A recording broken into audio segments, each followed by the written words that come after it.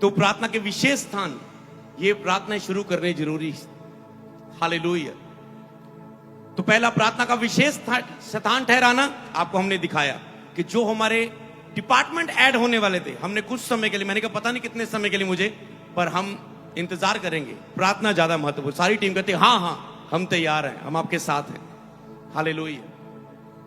विशेष स्थान, एकांत की प्रार्थना के लिए नियुक्त समय ठहराना, एक समय ठहराना, जैसे हमने 24 घंटे समय अलग तरह के समय ठहरा दिए कि इतने टाइम पर खुदावन, इतने टाइम पर तेरे सामने बंदे रहेंगे, ये आत्माएं रहेंगी जो आत्मा को जीतने के लिए प्रार्थना करेंगी, रूहों के लिए प्रार्थना करेंगी। तीसरा पॉइंट है प्रार्थना में प्रभु की आवाज सुनने के लिए शांत होना। इन सारे टॉपिक पर विस्तार पर सिखाया गया था कि कई बार आप बोलते रहते, आप कहते प्रभु बात कर, आपने शांत होना सीखा नहीं। वहां पर टीम 1 घंटा प्रार्थना करके अगले रूम में जाती, तो अब वहां पर मान लो वो शांत होती, उनको बाइबल पढ़नी बस, उनका क्योंकि मुंह यूज हुआ है फायर प्रेयर में, थके हुए हैं वो, अब उनको शांत होना है, बस बाइबल पढ़ो, हल्का हल्का पर बात करो। एक बंदा इधर बैठा है, इधर इधर इधर, अपना अपना बैठे बस शांत, प्रभु से मतलब आवाज में बात नहीं करनी, धीमी आवाज में शांत, ओ प्रभु धन्यवाद, बीच में बाइबल पढ़ते जाओ, शांत होकर प्रभु से कुछ बातें करते जाओ।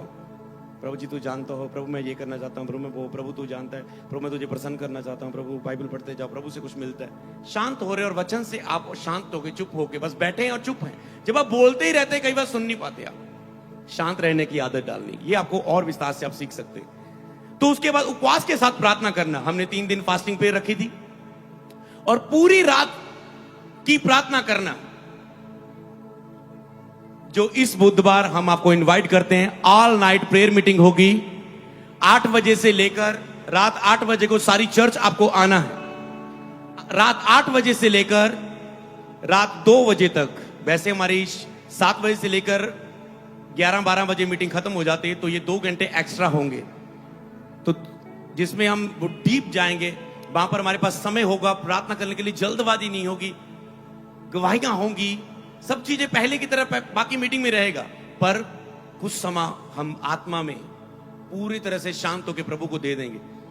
और नाइट प्रेयर का क्या रिजल्ट होता है, क्या असर होता है, मैंने बाइबल वर्सेस के साथ बुधवार सिखाया था, कितनी जरूरी है। और जिसके पास व्यक्तिगत प्रार्थना का स्थान नहीं है, कोई कहता है हम एक ही रूम में 4 जने रहते हैं,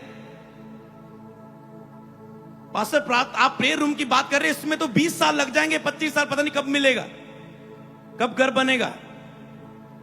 आपके पास प्रेयर रूम नहीं है, नाइट प्रेयर आपके लिए बहुत महत्वपूर्ण है, कि जब आप कहते हैं टी टू सब बातें करते रहते हैं, प्रार्थना में मन ही नहीं लगता, माहौल ही नहीं घर में, तो क्या करो, दिन को जब सब लोग टी टू टा कर रहे हो, तुम सो जाओ। रात को जब सब सोए हैं, तुम उठ के जाके प्रार्थना करने लग जाओ। सुबह जब वो उठने लगो, तुम सो जाओ। सारी रात तेरे लिए शांत वातावरण और माहौल है, आसपास दुनिया सोई हुई है, डीजे डूजे बंद है, सारे आसपास के पड़ोसियों के सारा कुछ बंद है, घर में शांत है। तो आप नाइट प्रेयर करें, अगर आपके पास प्रेयर रूम नहीं, एक दिन आपके पास प्रेयर रूम होगा, फिर प्रेयर रूम आएगा, लग्जरी हाउस भी आएगा। हालेलुया।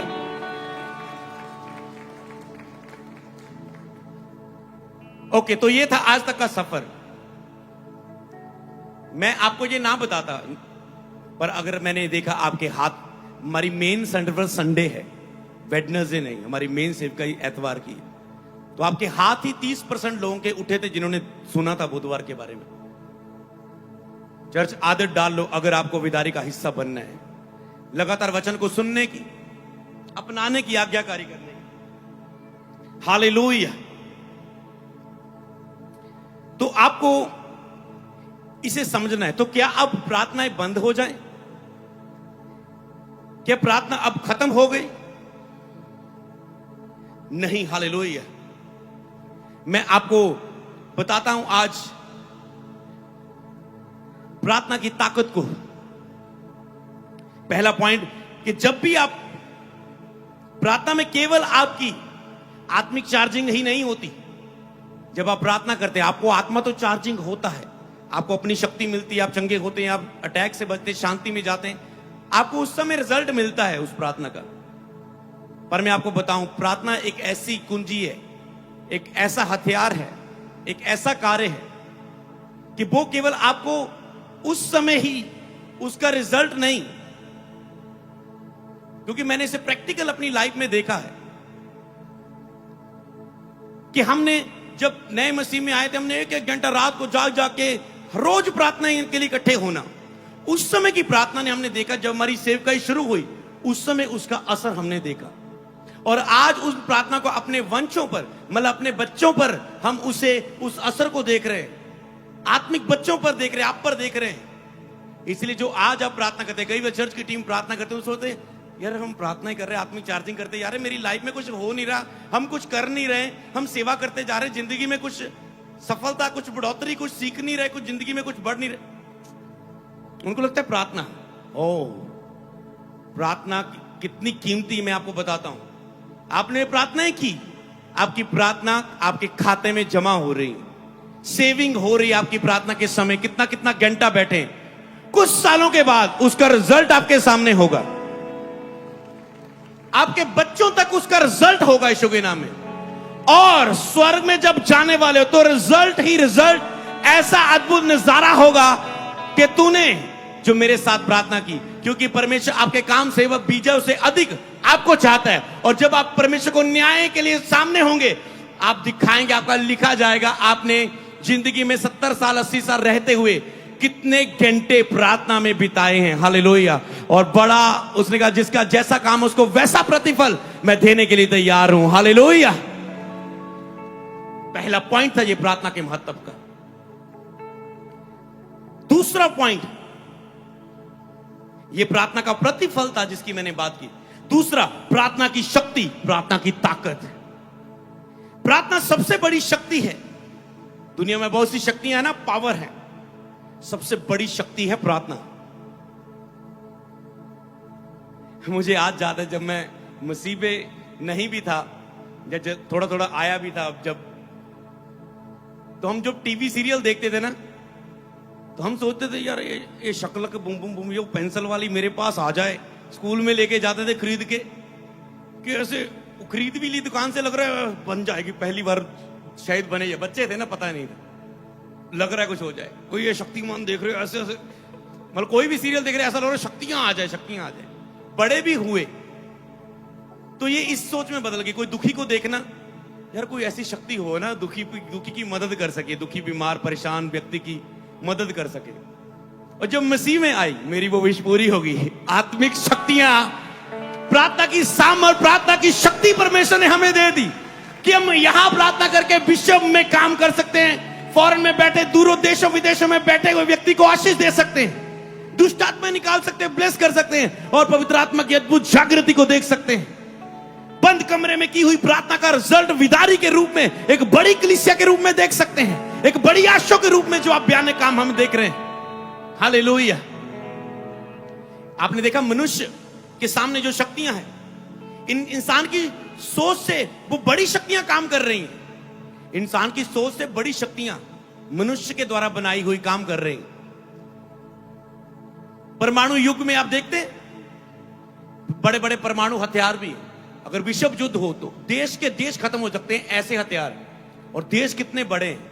हम अमेरिका जाएं तो 14 से 16 घंटे लगते हैं, अलग अलग फ्लाइट का टाइम है, तो लगभग 14 से 16 घंटा एक इतनी हाई स्पीड पर जाने वाला जहाज, कोई ट्रैफिक नहीं है, 14 से 16 घंटे लग जाते। दुनिया कितनी बड़ी है, सोच के देखो। पानी ही पानी में जा रहे हो, पहाड़ियां ही पहाड़ियां ऊपर से गुजरते जा रहे हो, और जब बीच में बैठे होते 200, 250, 150, 200, 250 बंदा कैसे इस प्लेन में बैठा है, कैसे ये उड़ रहा, कैसे ये, सोचो कैसे, कितनी बड़ी शक्ति। समझ पा रहे हैं? बड़े बड़े परमाणु हथियार इंसान ने बनाए हुए, शक्तियां बनाई हुई हैं कि अगर कोई देश लड़े, डिस्ट्रॉय कर देंगे, हम परमाणु युद्ध कर देंगे, देश के देश नाश हो सकते हैं। विश्व युद्ध में आपको पता है क्या क्या होता है? अरे इंसान ने रहते हुए ये आविष्कार किए शक्तियां। पर मैं आपको बताना चाहता हूं, प्रार्थना इन सब शक्तियों के ऊपर बड़ी शक्ति है। हालेलुया। जिस दिन आप प्रार्थना करने लगोगे तब आप समझोगे, मेरे कहने से आप नहीं समझोगे, समझो चाहे ना समझो, पर यह सच्चाई है, यह बढ़ा चढ़ा के की गई बातें नहीं, यह सच्चाई है कि प्रार्थना दुनिया में सबसे बड़ी शक्ति है। ताकत है। जब मसीह में 2 साल का था, एक दिन हम प्रार्थना करके बाहर निकले, मैंने देखा एक जहाज हेलीकॉप्टर जैसा ऐसे आसमान में उड़ रहा है, और मेरी सोच ऐसे सोचने लगी, यार कैसे जहाज उड़ जाता है, यार कितनी बड़ी कि बंदा भी अत्ते करता, कितना जहाज उड़ने वाला बनाता। और जैसे मैं ऐसे बोल रहा था, महसूस कर रहा था, पवित्र आत्मा ने बात की, क्योंकि जो प्रार्थना में रहते, पवित्र आत्मा हर बात में आपको जवाब देगा।